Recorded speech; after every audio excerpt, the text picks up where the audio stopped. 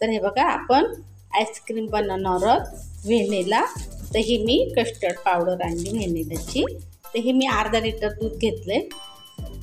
तर हे मी छानपैकी ह्याला खरपूस एकदम उकळून घेणार आहे, म्हणजे मलाई पण ह्याच्यातच जमा होते. तर हे दूध मी थोडं गरम केलेलं आहे, म्हणजे गरम करून थंड केले. त्यात आपण ही कस्टर्ड पावडर घेऊया. 3 चमचे घेऊया आपण. हे बघा, तर ह्याची छानपैकी पेस्ट करायची. ह्यात अजिबात गुठळ्या ठेवायच्या नाहीत, गाठी वगैरे. तर ही याची पेस्ट करून आपण एक साईडला ठेवूया.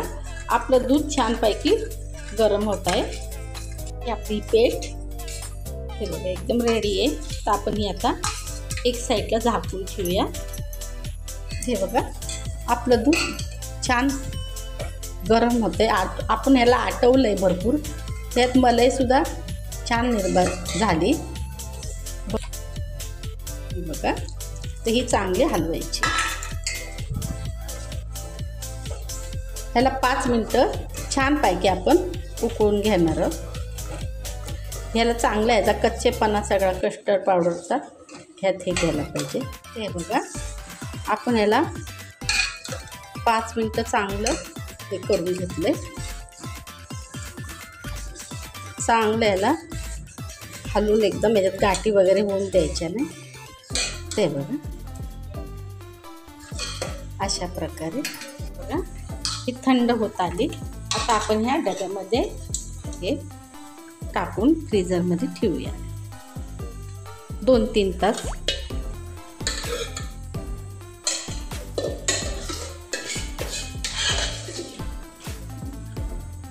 तर हिला आता आपण 2-3 तास फ्रीजरमध्ये पॅक झाकण ठेवून फ्रीजरमध्ये ठेवणार आहोत.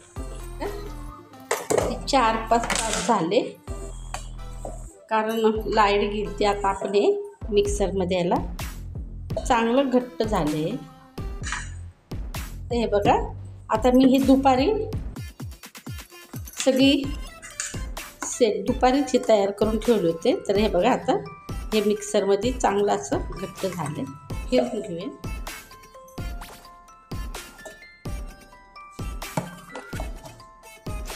काय मिक्सरमध्ये मी छान फिरून घेतलंय. आपण ह्याच भांड्यामध्ये हे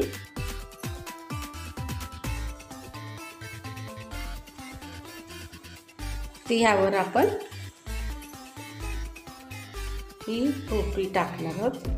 तुम्ही काजू बदाम तुम्हाला जे वाटतं ते तुम्ही टाकू शकता.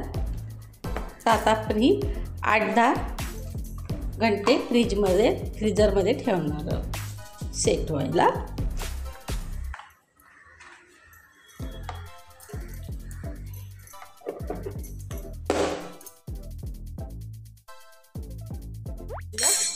आईस्क्रीम रेडी आहे.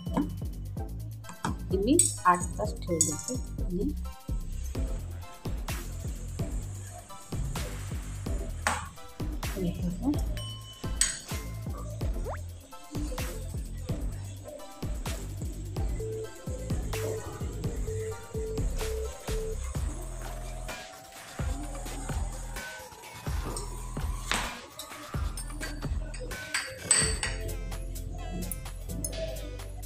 हे आपलं आईस्क्रीम रेडी आहे.